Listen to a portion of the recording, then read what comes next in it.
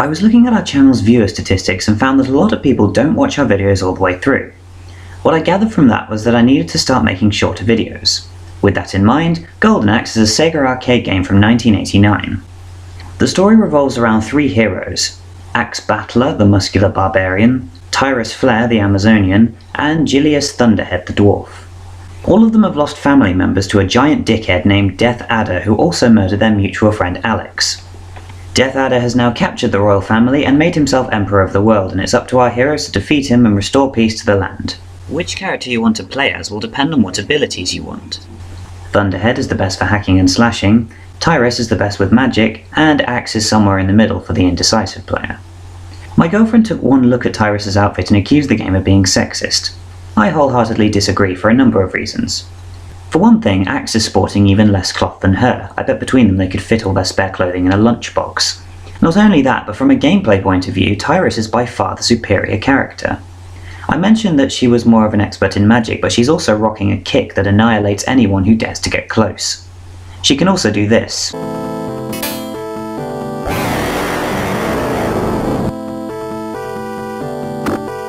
I call that the "don't fuck with me, I have a dragon" spell.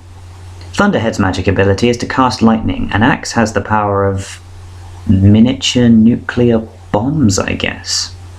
Since Golden Axe is an arcade game, I had to play it all in one sitting, so I had Matt join me as Axe while I took on the role of the mighty dwarf. At first we were tripping over each other, so we did the old "you take the high road, I'll take the low road" thing. We found the best way to deal with larger enemies was to use airborne attacks and try to divide the magic potions between us in such a way that we both have a spell in our back pocket for the tougher fights. The enemies in this game look hideous, and I don't just mean because they're disgusting monsters. They dress weirdly. What happened here? Did Death Adder murder all the gays and anyone else with any fashion sense? I just can't understand a man who allows his minions to go out dressed like that. They're not in uniform. They're not even all that well protected. Okay, to be fair, this was only an issue right at the beginning of the game. The enemies quickly start coming at you in colour-coded groups, making it feel like we were facing an organised force rather than a ragtag team of bums Death Adder picked up on a street corner. Also, what's with this guy? His weapon looks like a bouquet of flowers. Not all that deadly unless our heroes suffer terribly from hay fever. I found the main theme of the game to be a pretty catchy tune. There's not a whole lot of different music in the game to comment on, but I'd say they did a pretty good job in that department. So, how is it in terms of motivation? I guess that could be rephrased as, if I weren't reviewing the game, would I still want to take on Death Adder and save the kingdom? Yeah, fuck this guy. I'm not particularly bothered about the politics, but Alex was a good bloke, he didn't have to die. He had a full life ahead of him, and for that reason alone, Death Adder can go fucking hell. This guy's a pain in the ass to beat. You have to jump to avoid his blast while fighting off the goons he has backing him up, and half the challenge is getting yourself into his plane of existence in the first place. His reach is ridiculous, and he's so fucking fast. Fuck!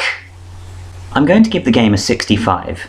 It's simple but charming, and I'd recommend it to anyone who hasn't played it yet and is a fan of fantasy games and or hack-and-slash side-scrollers. I don't claim to be an expert on either of those things, but whatever, I still recommend it. Would I play it again?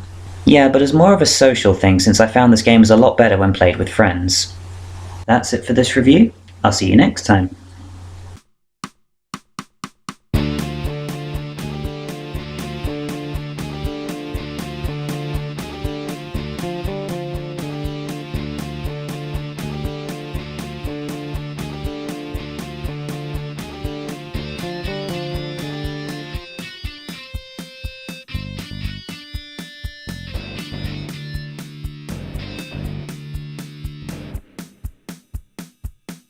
Okay, so maybe I exaggerated earlier. So, for the record, my girlfriend did not actually accuse the game of being sexist. Also, I don't have a girlfriend, or a gaming channel, or friends in general.